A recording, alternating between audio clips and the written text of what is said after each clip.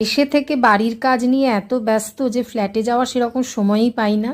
একদিন গেছিলাম, তারপর তার যাওয়াই হয়নি। তো অনেক দিন পর গতকাল সন্ধেবেলাতে গেছিলাম ফ্ল্যাটে, মিটিংও ছিল। আর তাছাড়া ট্যাঙ্ক পরিষ্কার হয়েছে, সেজন্য আমরা একটু কলগুলোকে খুলেও দিচ্ছি, না হলে ওই অপরিষ্কার জলগুলো পাইপে এসে থাকবে, সেগুলো আরও অসুবিধা হবে।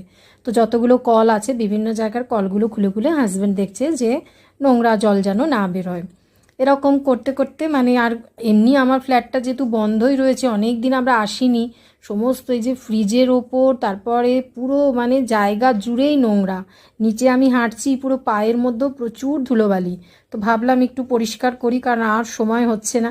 তো সমস্তগুলোকে একটু ভালো করে ন্যাকড়া দিয়ে পরিষ্কার করে ভালো করে ঘরটাকে মুছে টুছে এসেছি। আর এইসব করতে করতে আমাদেরই ফ্লোরে পাশের ফ্ল্যাটে থাকে, ওরা এসেছে, ওদের সাথে একটু গল্প করছি।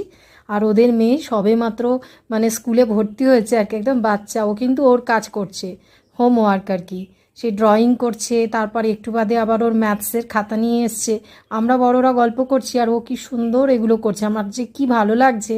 তো আমি বলছি, দা বাবা খুব সুন্দর, মানে ভালো তো, ওর মতন খুব সুন্দর করে ও পড়াশোনা করছে, ছবি আঁকছে। যাই হোক, ওদের সাথে অনেক গল্প হলো, অনেক প্ল্যান হলো। আর ফ্ল্যাটে গেলে তো খুব মজা হয়, বেশ কিছুটা সময় কাটিয়ে তারপর আবার ফিরে এলাম।